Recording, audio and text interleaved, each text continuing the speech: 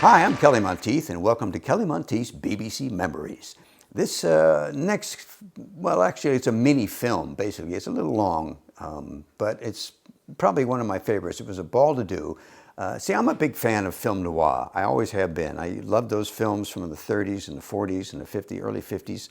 The dark streets are always wet, and the femme fatales and the whole deal. And this is a sort of takeoff on that. I play a detective, a private dick who hates to be called a private dick. He keeps correcting everybody that, not a dick, an I, private eye.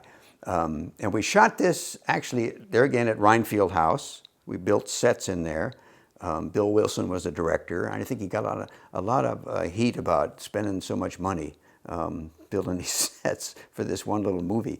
And we also shot it, I'll tell you about it after it's done, where we shot some of those scenes at the Lyndhurst Park Hotel. We filmed down there a lot, stayed there a lot. I met my second wife there, and we built some sets at the back of that place. I had the only room in those days that had a shower. Everybody else had a bathtub, and that was it. But now I think it's been completely redone. But it was a lot of fun. And you see in the very beginning when I'm, as you see, it kind of gives you an idea of what the show is like. I'm talking about something, and I lead right into the film. I'm talking about how I enjoyed those movies, and then it leads right into me in my office in, I suppose, Hollywood. So enjoy. Roll it. Of course, I don't think those private detectives, their lives are nearly as glamorous and exciting as they're portrayed in those films. You know, it's just, they're probably more tedious than exciting. Still, I love to watch those movies. Those guys, they excite my imagination, you know, because they're always the loners, the outsiders, the mavericks that work against the grain of the system. The guys that never seek out adventure. It comes to them, you know. Usually when they're pacing off the dull moments in their office. And like all dull moments, they crept by without a sound, like a turtle wearing tennis shoes. My business could be described in 2 words: boredom, followed by long periods of monotony. For what seemed like the 100th time, I walked to the window of my office. It was the same seedy street full of the same seedy people in a town that looked like it needed a shave. This was home, the dream factory, where they say that for every light, there's a broken heart. But I know different. For every light, there's a murder. I decided to call it a day when I saw her out of the corner of my eye. She had the kind of pins that made your heart do a tap dance and your eyes work up a sweat. She was rich, she was beautiful, and in my office she was as out of place as caviar in a soup kitchen. Something about this bimbo demanded etiquette. Unfortunately, something about me forgot that the bottom drawer was open. She didn't bat an eye, but then again, the class ones never do. She looked as though she could use a drink. This was the type of dame who'd be more at home with a silver shaker of martinis at a country club dance. All I had to give her was cheap whiskey in a glass from a gas station giveaway. I needn't have worried. She took to my hooch like a kid takes to Santa Claus. And just about 3 times as fast. After a couple of belts, her backbone went out to lunch, and she unwound faster than the mainspring on a dime store watch.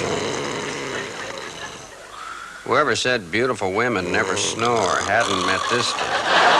Compared to her, a rhino in heat was a nightingale. I took this chance to find out who she was. Janice Payton. Sure. Wife of Seth Payton, the international industrialist. I heard a noise outside the door, and I wasn't taking any chances. When the wife of a millionaire is drunk as a skunk in your office, you better have a 38 or a good explanation. Fortunately, I had a good 38.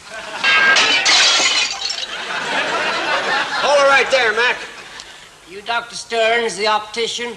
Oh, he's 2 doors down the hall. Oh, thanks. That's the kind of stuff that happens when your office is on the same floor as an all-night eye doctor. What happened? I said 2 doors.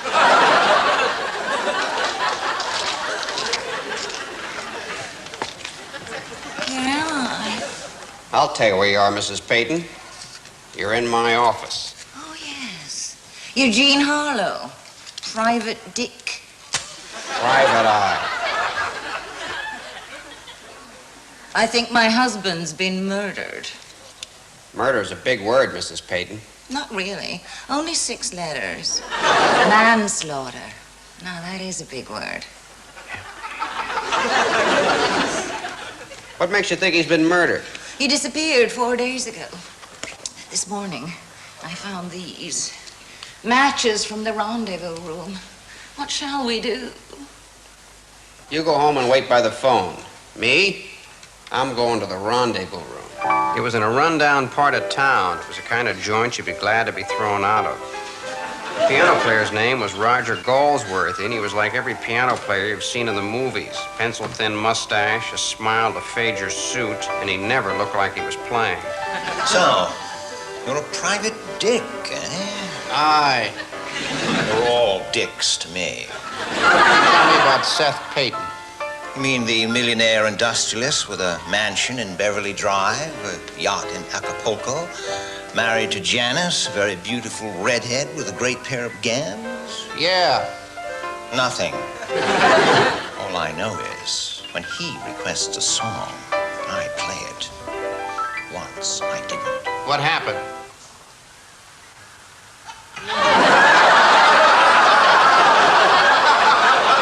Good luck, Mr. Private Dick.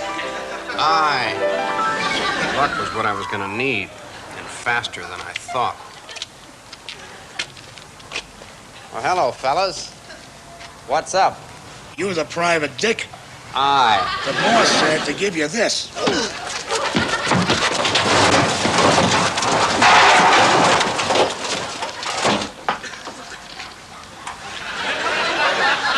Whoever they were, they left their calling card all over my face. They also left these. A book of matches. Lucas, Twisted Arms Apartments, 12 14th Street. By the time I got to Lucas's place, my head felt like the dance floor of a flamenco nightclub. Why don't you get up on your fat butt and get a job?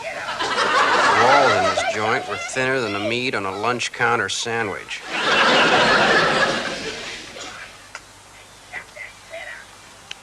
Naturally, this Lucas character lives 7 flights up. They always do. I knocked. He didn't take long to answer. I told him who I was. That was my first mistake. A private dick? Aye. Want to know what I think of private dicks? Eyes.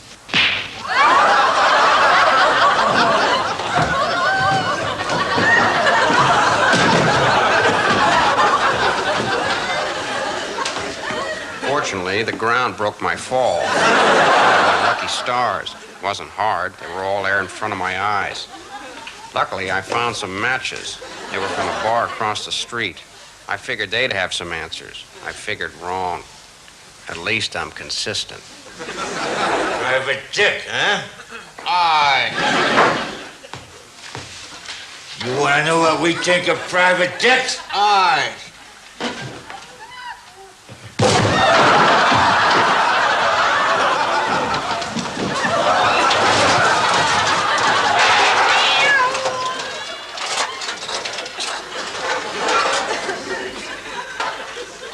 People can get very touchy when you correct their speech.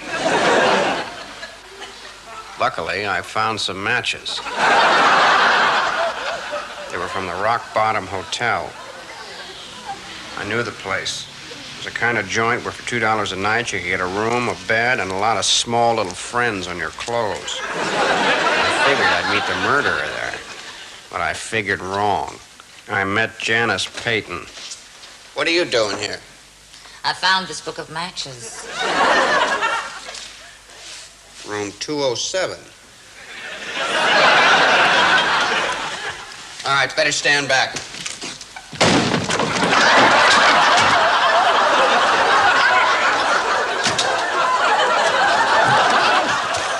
Don't move a muscle, Mac. Okay, Mrs. Peyton, close the door. And you...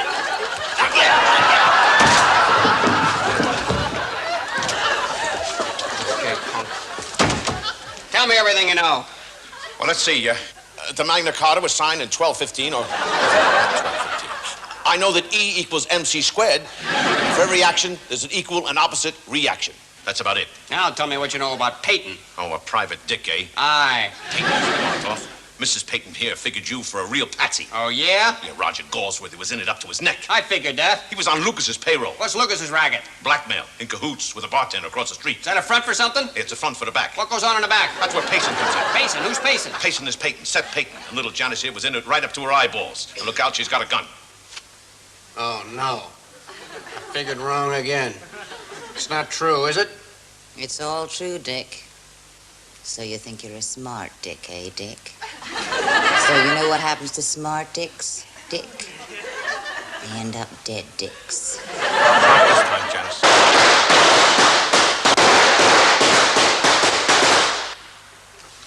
Don't anybody move. I figured wrong again. They weren't gonna move anymore. I didn't know what to do with them. I was about to leave when, luckily, I found these matches. Fantasy funerals. Special rates for private dicks. Aye.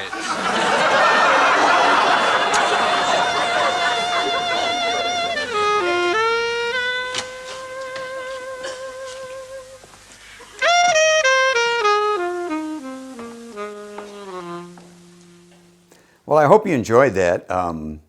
Actually, my co-writer, Neil, you know, when you co-write with somebody, you never really remember who came up with what. But I do remember he came up with the matchbook idea, and I said that is brilliant because it's always in those films, and you still see it today. I saw something recently where they were looking at matchbooks, and that gave a clue to something else. So to me, it was so funny, and it's a running thing all the way through it, as you saw. And as I said, we built some of those sets at Rhinefield House in that big, huge, cavernous living room when we shot Dracula. And some of those scenes, the seedy scenes where I go up to the stairs to find the guy at the top floor, was at the back of the Lyndhurst Park Hotel. But you would never know that. You would never know that was a British hotel. You could figure it was like someplace in the seedy part of Hollywood. And the guy that comes to the door and punches me in the face, his voice, that was me. I overdubbed that voice because he had a real northern accent and just didn't fit this guy in this wife-beater shirt. So that was really interesting. And I have a fond place in my heart. As I said, I met my wife there and my now ex-wife at the time, and spent a lot of time at the bar in there with all the gang from the cast and the crew. But this is our final show in this run of clips that we're showing. And if you like them, let us know. We can do 10 more, show you some more clips that we have. And I do hope you enjoyed it. And I'll hope you tune in again. And as again, I'm Kelly Monteith, and you've been watching Kelly Monteith's BBC Memories. And I wish you all the very best. Thank you for watching.